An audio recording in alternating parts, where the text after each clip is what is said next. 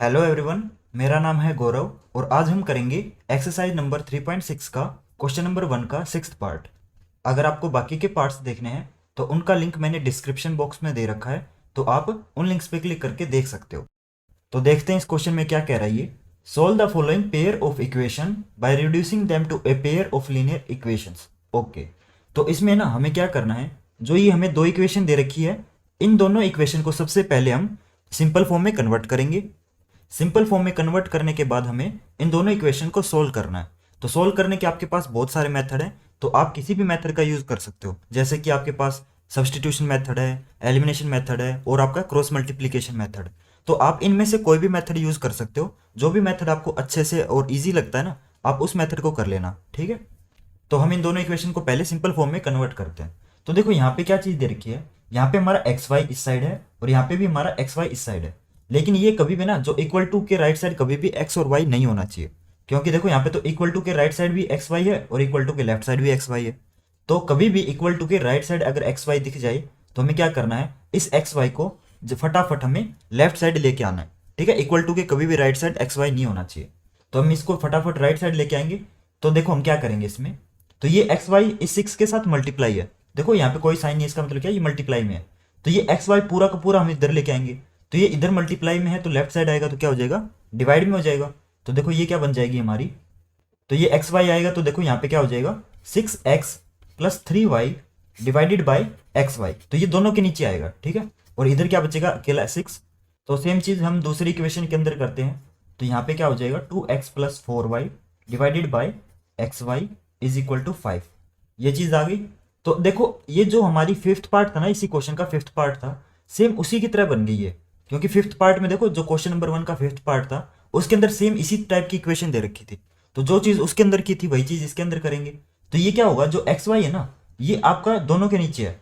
तो बेसिकली हम क्या कर देंगे, एक बार इसको 6x के नीचे लिख देंगे इसके नीचे, और एक बार इसको 3y के नीचे लिख देंगे, अलग अलग कर देंगे, ठीक है। तो अगर आपको समझ नहीं आया तो देखो एक एग्जांपल देता हूं मैं। a plus B divided by C, इसका मतलब क्या है, ये सी आपका दोनों के नीचे है। तो ये क्या हो जाएगा, a डिवाइडेड बाई सी हो जाएगा प्लस b डिवाइडेड बाई सी। तो ये देखो c हमने दोनों के नीचे लिख दिया, तो सेम चीज इसके अंदर कर देंगे। ओके, तो देखो यहाँ पे मैं करता हूँ। तो ये एक्स वाई एक बार इसके नीचे लिख देते हैं, एक बार इसके नीचे। तो ये देखो क्या हो जाएगा, 6x divided by X Y plus 3y divided by X Y equal to 6। और सेम सेकंड इक्वेशन के अंदर भी करेंगे, 2x divided by X Y और 4y divided by X Y equal to 5। अब देखो यहाँ पे जो ऊपर हमारा x है और नीचे x है, ये कट जाएंगे आपस में, क्योंकि एक न्यूमरेटर में है एक डिनोमिनेटर में। तो इस y से ये y कट जाएगा और इस x से ये x और इस y से ये y, तो ये कट चुके हैं। तो हमारी पहली इक्वेशन बन गई 6 by Y plus 3 by X is equal to 6। और दूसरी इक्वेशन क्या बन गई हमारी, 2 divided by Y plus 4 divided by X equal to 5। तो ये हमारी दोनों इक्वेशन आ चुकी है। तो हमने इसमें क्या किया है, जो इक्वल टू के राइट साइड एक्स और वाई था ना, उसको हम लेफ्ट साइड ले आए, ठीक है। अब इक्वल टू के राइट साइड कोई भी ना तो एक्स है और ना वाई है, तो कभी भी अगर इक्वल टू के राइट साइड एक्स और वाई दिख जाए तो उसको लेफ्ट साइड ले आते हैं, ठीक है। वो चीज़ हमने कर दी। तो अब हमारी ये दोनों इक्वेशन आ गई। तो अब देखो इन दोनों इक्वेशन में हमारे जो वेरिएबल हैं, जो एक्स और वाई है ना, इनको क्या बोलते हैं, वेरिएबल बोलते हैं। तो ये एक्स और वाई आपके डिनोमिनेटर में है, तो इनको क्या करेंगे, हम न्यूमरेटर में कन्वर्ट करेंगे। क्योंकि कभी भी आपका वेरिएबल डिनोमिनेटर में नहीं होना चाहिए, ठीक है। अगर वेरिएबल डिनोमिनेटर में होता है तो उसको जल्दी से हमें न्यूमरेटर में कन्वर्ट करना होगा। और न्यूमरेटर में कैसे कन्वर्ट करते हैं, हम क्या करेंगे, इनको लेट करेंगे। तो अब इनको लेट करते हैं नेक्स्ट पेज पे।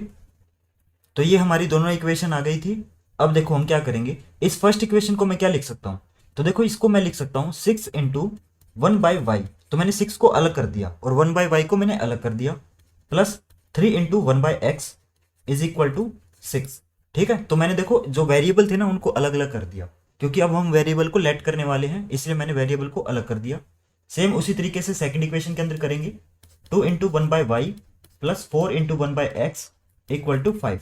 तो सेकंड इक्वेशन के अंदर भी कर दिया। तो अब देखो इन दोनों इक्वेशन के अंदर क्या चीज कॉमन है, तो देखो यहाँ पे भी 1 बाई वाई है और ये चीज कॉमन दूसरी इक्वेशन के अंदर भी 1 बाई वाई है। तो ये 1 बाई वाई दोनों में कॉमन हो गया। सेम उसी तरीके से 1 बाई एक्स भी दोनों के अंदर है। तो जो चीज दोनों के अंदर होती है ना, उसको हम क्या करते हैं, लेट करते हैं। तो लेट करेंगे, देखो तो मैं 1 बाई वाई को क्या लेट करूंगा, 1 बाई वाई को मैं लेट करता हूँ ए और 1/x को क्या लेट करूंगा, 1/x को लेट करता हूं b। ठीक है, तो ये चीज मैंने लेट कर ली। तो अब देखो ये जो चीज हमने लेट की है ना, वो इस इक्वेशन के अंदर पुट करेंगे। ठीक है, पुट करते हैं। तो इस इक्वेशन के अंदर जहां भी 1/y है वहां पे मैं क्या पुट करूंगा, a पुट करूंगा, और जहां पे भी 1/x है वहां पे मैं क्या पुट करूंगा, b पुट करूंगा। तो देखो ये इक्वेशन क्या बन जाएगी, 6 इंटू ए, तो 1/y की जगह a आ गया, plus 3 into B is equal to 6। Same यही चीज हम सेकंड इक्वेशन के अंदर भी पुट करेंगे। तो ये क्या बन जाएगी देखो, 2 into A plus 4 into B is equal to 5। तो ये सेकंड इक्वेशन भी हमारी ये बन गई। ठीक है, अब हम इनको सोल्व करते हैं। तो 6 इंटू ए कितना हो जाएगा, 6a, 3 इंटू बी कितना हो जाएगा, 3b इक्वल टू 6। और ये दूसरी इक्वेशन क्या हो जाएगी हमारी, 2a plus 4b is equal to 5। Clear. तो अब देखो ये दोनों हमारी इक्वेशन आ गई, और ये इक्वेशन बिल्कुल ही सिंपल फॉर्म में है, क्योंकि देखो अब इक्वल टू के राइट साइड कोई भी वेरिएबल नहीं है, और आपके कोई भी वेरिएबल डिनोमिनेटर में भी नहीं है। तो अब देखो जो वेरिएबल है वो न्यूमरेटर में है, ए और बी हमारा न्यूमरेटर के अंदर है। तो अब ये दोनों इक्वेशन हमारी सिंपल फॉर्म में आ चुकी हैं। अब हम इन दोनों इक्वेशन को चलो लेट कर लेते हैं, क्योंकि आगे क्वेश्चन में सिर्फ हम इन्हीं इक्वेशन को यूज करेंगे। तो इस इक्वेशन को मैं for example equation number 1 let कर लेता हूं, और सेम उसी तरीके से सेकंड इक्वेशन को मैं इक्वेशन नंबर 2 मान लेता हूं। ठीक है, तो इसको मैं इक्वेशन नंबर 2 लिख देता हूं यहां पे। तो अब हमारी ये दोनों इक्वेशन सिंपल फॉर्म में आ चुकी है। अब हम क्या करेंगे, इन दोनों इक्वेशन को सोल्व करेंगे। तो मैंने स्टार्टिंग में आपको बताया था ना कि सोल्व करने के आपके पास बहुत सारे मेथड है। तो आपकी मर्जी है, कोई भी मेथड यूज करो, चाहे आप एलिमिनेशन मेथड यूज करो, चाहे आप सब्सटीट्यूशन मेथड यूज करो, चाहे आप क्रॉस मल्टीप्लीकेशन मेथड यूज करो, कोई भी मेथड यूज करो, आपका आंसर सेम आएगा। तो ट्राई हमेशा यही करना, जो मेथड आपको अच्छे से आता है और जो मेथड मतलब आपको बढ़िया तरीके से आता है ना, उस मेथड को यूज करना, क्योंकि उस मेथड में क्या होता है, हमारी मिस्टेक होने के चांसेस कम होते हैं। ठीक है, तो अब इन दोनों इक्वेशन को सोल्व करते हैं नेक्स्ट पेज पे। तो देखो ये हमारी दोनों इक्वेशन आ गई थी। अब मैं इन दोनों इक्वेशन को एलिमिनेशन मेथड से सोल्व करता हूं। ठीक है, तो एलिमिनेशन मेथड आपने पिछली एक्सरसाइज में कर रखा होगा, और अगर फिर भी किसी स्टूडेंट को नहीं आता तो मैं बता देता हूं फिर से। एलिमिनेशन मेथड में हम क्या करते हैं, जो हमारे देखो कोफिशिएंट होते हैं ना, या तो हम ए के कोफिशिएंट को सेम करेंगे या फिर हम बी के कोफिशिएंट को सेम करेंगे। तो एक ना एक वेरिएबल के जो कोफिशिएंट होते हैं उनको हमें सेम करना पड़ेगा, चाहे आप ए के कोफिशिएंट को सेम करो, चाहे आप बी के कोफिशिएंट को सेम करो। तो यहाँ पे देखो ए का कोफिशिएंट क्या है, 6 है। तो और सेकंड इक्वेशन में ए का कोफिशिएंट क्या है, 2 है। तो फॉर एग्जांपल मैं यहाँ पे दोनों इक्वेशन में जो ए के कोफिशिएंट वो सेम करता हूँ। तो यहाँ पे देखो थोड़ा सोच के देखो, अगर मैं सेकंड इक्वेशन को 3 से मल्टीप्लाई कर दूंगा तो जो ए के कोफिशिएंट है वो कितना हो जाएगा, 6 हो जाएगा। तो दोनों इक्वेशन में जो ए के कोफिशिएंट है दोनों के सेम हो जाएंगे ना, 6 हो जाएंगे। तो वही चीज करते हैं। तो मैं क्या करूंगा, सेकंड इक्वेशन को 3 से मल्टीप्लाई करता हूं। तो मैं यहां पे देखो लिखता हूं मल्टीप्लाइंग इक्वेशन नंबर 2 बाय 3। तो सेकंड इक्वेशन को 3 से मल्टीप्लाई करेंगे तो देखो क्या बन जाएगा, ये यहां पे लिखता हूं मैं 3 into 2a plus 4b is equal to 5 into 3। तो देखो 3 मैंने इक्वल टू के लेफ्ट साइड भी मल्टीप्लाई किया है और इक्वल टू के राइट साइड भी मल्टीप्लाई किया है। तो देखो ये 3 आपका इस ब्रैकेट के साथ मल्टीप्लाई है, इसका मतलब क्या है, ये 3 आपका दोनों के साथ मल्टीप्लाई होगा। तो 3 इंटू 2a कितना हो जाएगा, 6a, और 3 इंटू 4b कितना हो जाएगा, ये आपका 12b हो गया। क्लियर। और इज इक्वल टू 5 इंटू 3 कितना हो जाएगा, 15। तो मैं इस इक्वेशन का नाम लिख देता हूं, इसको मान लेते हैं इक्वेशन नंबर 3। ठीक है, इसको मैं इक्वेशन नंबर 3 मान लेता हूं। तो देखो जो हमारी सेकंड इक्वेशन थी ना, वो हमारी थर्ड इक्वेशन के अंदर कन्वर्ट हो गई है। और देखो अब जो फर्स्ट इक्वेशन का जो ए का कोफिशिएंट था वो भी 6 था, और जो थर्ड इक्वेशन का कोफिशिएंट है वो भी 6 है। तो बेसिकली हमने मल्टीप्लाई करके इन दोनों इक्वेशन के जो कोफिशिएंट है उनको सेम कर लिया। तो अब देखो आगे क्या करेंगे, आगे एक ट्रिक है, और मैं ट्रिक आपको बताना चाहता हूँ, कोई भी आपको ये ट्रिक नहीं बताएगा। तो देखो ध्यान से समझना, अगर आपने ये ट्रिक समझ लिया ना तो ये समझ लो आपका 90% क्वेश्चन हो गया। तो देखो ट्रिक ये है, अब देखो सेकंड इक्वेशन को तो हम लेंगे नहीं, क्योंकि सेकंड इक्वेशन हमारी थर्ड इक्वेशन के अंदर कन्वर्ट हो चुकी है। तो अब सिर्फ हम फर्स्ट इक्वेशन को और थर्ड इक्वेशन को लेंगे, क्योंकि इन्हीं के जो ए के कोफिशिएंट है वो सेम है। तो देखो अब यहाँ पे क्या साइन है इसका, +6 है, और यहाँ पे क्या है, ये भी प्लस है। तो दोनों क्या है, +6 आए ना, दोनों के आगे प्लस है। तो बेसिकली इनके साइन के ऊपर डिपेंड होता है कि हमारा अगला स्टेप क्या होगा। अगर आपके साइन सेम आ जाए तो हम क्या करते हैं, तो हम सब्ट्रैक्ट करते हैं। और अगर आपके साइन डिफरेंट आ जाए, मान के चलो एक में प्लस आता दूसरे में माइनस आ जाता, तो हम क्या करते, तो हम ऐड करते। लेकिन यहाँ पे तो दोनों की साइन देखो सेम है, दोनों के आगे प्लस प्लस है, तो हम क्या करेंगे, इसके अंदर हम सब्ट्रैक्ट करेंगे। तो देखो हमेशा जो बड़ी इक्वेशन होती है ना उसके अंदर से छोटी इक्वेशन सब्ट्रैक्ट की जाती है। तो बड़ी इक्वेशन कौन सी है? इक्वेशन नंबर 3 बड़ी है ना, देखो यहाँ पे 15 है और यहाँ पे 6 है, तो इक्वेशन नंबर 3 बड़ी हो गई। तो हम क्या करेंगे, थर्ड इक्वेशन में से फर्स्ट इक्वेशन को सब्ट्रैक्ट करते हैं। तो मैं इनको सब्ट्रैक्ट करता हूँ नेक्स्ट पेज पे। तो देखो मैं यहाँ पे क्या लिखूंगा, subtracting equation number 1 from equation number 3। ठीक है, तो देखो थर्ड में से सब्ट्रैक्ट कर रहे हैं ना, तो थर्ड इक्वेशन हमारी ऊपर लिखी जाएगी। तो थर्ड इक्वेशन हम ऊपर लिखते हैं 6a plus 12b equal to 15, और फर्स्ट इक्वेशन इसके नीचे लिखेंगे 6a plus 3b equal to 6। Subtract करते हैं। तो देखो आपको पता है ना, जब भी सब्ट्रैक्ट करते हैं तो साइन चेंज हो जाते हैं। तो 6a में से 6a जाएगा तो क्या हो जाएगा, ये तो पूरा कैंसिल हो जाएगा।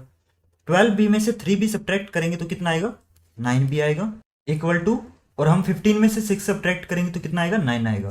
तो देखो हम b की वैल्यू निकालेंगे, ये 96 नहीं है, ये b है। ठीक है, तो देखो b की वैल्यू निकालेंगे तो ये 9 आपका b के साथ मल्टीप्लाई है, तो ये 9 आपका इधर जाएगा तो डिवाइड में आएगा। तो b की वैल्यू कितनी आ गई, 9/9 कितना हो जाएगा, 1। तो हमारी b की वैल्यू 1 आ गई। अब निकालेंगे हम a की वैल्यू। तो a की वैल्यू निकालने के लिए हम क्या करेंगे, इस b की वैल्यू को आप किसी भी इक्वेशन के अंदर पुट करो, आपकी a की वैल्यू आ जाएगी। चाहे आप इक्वेशन 1 के अंदर पुट करो, चाहे 2 के अंदर, चाहे 3 के अंदर, किसी भी इक्वेशन के अंदर पुट करो, आंसर सेम आएगा। तो ट्राई हमेशा यही करना कि जो इक्वेशन आपकी थोड़ी सी सिंपल है ना उसके अंदर पुट करना, ताकि आपकी कैलकुलेशन कम हो। तो मैं जैसे फॉर एग्जांपल इसको इक्वेशन नंबर 1 के अंदर पुट करता हूँ। तो मैं इस बॉक्स के अंदर करता हूँ, यहाँ पे मैं बॉक्स बना लेता हूँ। तो देखो हमारी फर्स्ट इक्वेशन क्या है, 6a plus 3b equal to 6। तो इस इक्वेशन के अंदर जहां भी b है वहां पे मैं क्या पुट कर दूंगा, वहां पे मैं 1 पुट कर दूंगा, b की वैल्यू पुट कर दूंगा ना। ठीक है, तो 6a प्लस 3 इंटू बी कितना हो जाएगा, 3 इंटू 1 है इक्वल टू 6। तो 6a प्लस 3 इक्वल टू 6 हो जाएगा। तो 3 उधर जाके सब्ट्रैक्ट होगा, तो 6 में से अगर 3 को सब्ट्रैक्ट करेंगे तो क्या आ जाएगा, 3 आ जाएगा। 6a इज इक्वल टू 3, और 6 आपका डिवाइड में आएगा, तो a इज इक्वल टू 3/6 कितना हो जाएगा, 1/2। तो a की वैल्यू हमारी 1/2 हो गई और b की वैल्यू हमारी 1 हो गई। तो a और b की वैल्यू आ चुकी है हमारी। अब देखो क्वेश्चन के अंदर हमें a और b की वैल्यू नहीं निकालनी थी, हमें किसकी वैल्यू निकालनी थी, हमें x और y की वैल्यू निकालनी थी। तो हम x और y की वैल्यू कैसे निकालेंगे, तो x और y की वैल्यू निकालने के लिए देखो जो हमने स्टार्टिंग में लेट किया था ना, a और b की वैल्यू लेट की थी, उसी को यूज करेंगे। तो अब मैं x और y की वैल्यू निकालता हूं नेक्स्ट पेज पे। तो देखो ये हमारी वैल्यूज आ चुकी हैं a और b की। तो देखो मैंने b को स्टार्टिंग में क्या लेट किया था, b को मैंने स्टार्टिंग में 1/y लेट किया था, और a को मैंने स्टार्टिंग में 1/x लेट किया था। तो देखो इन वैल्यूज को पुट करेंगे, b की जगह 1/2 आ जाएगा, 1/2 इज इक्वल टू 1/y। और देखो यहाँ पे रेसिप्रोकल करेंगे, तो रेसिप्रोकल करेंगे तो 2 ऊपर चला जाएगा, और सेम उसी तरीके से y भी ऊपर चला जाएगा। तो रेसिप्रोकल है ना, हम दोनों साइड करना पड़ेगा, इक्वल टू के लेफ्ट साइड भी करना पड़ेगा और इक्वल टू के राइट साइड भी करना पड़ेगा। तो ये क्या आ जाएगी, y की वैल्यू आ गई हमारी 2 आ चुकी है, और a की जगह 1 पुट करेंगे, 1 इज इक्वल टू 1/x। ठीक है, तो देखो यहाँ पे क्या है, 1 है, तो इसको मैं 1/1 लिख सकता हूँ। तो अब देखो रेसिप्रोकल करेंगे तो ये 1 ऊपर चला जाएगा और ये 1 नीचे आ जाएगा, तो ये तो 1 ही रहेगा, और ये x ऊपर चला जाएगा तो कितना आ जाएगा, x। तो हमारी x की वैल्यू क्या आ गई, x की वैल्यू हमारी 1 आ गई। ठीक है, तो इसको एक तरीके से आप क्रॉस मल्टीप्लाई करके भी वैल्यूज निकाल सकते हो इन दोनों में, और रेसिप्रोकल करके भी निकाल सकते हो, जो मेथड आपको इजी लगे उससे कर लेना। ठीक है, तो देखो हमारा आंसर आ चुका है, x की वैल्यू हमारी 1 आई और y की वैल्यू हमारी 2 आ चुकी है। तो हमारा क्वेश्चन कंप्लीट होता है यहीं पे, और होप करता हूँ आपको ये सॉल्यूशन समझ आया होगा। और अगर आपको ये सॉल्यूशन समझ आया तो आप इस वीडियो को प्लीज़ लाइक करें और मेरे चैनल को ज़रूर सब्सक्राइब करें। और अगर आपका कोई डाउट या क्वेरी है तो आप मुझे इंस्टाग्राम पे मैसेज करके पूछ सकते हैं, और प्लीज़ कमेंट करके बताएं कि आपको ये वीडियो कैसी लगी। Thank you.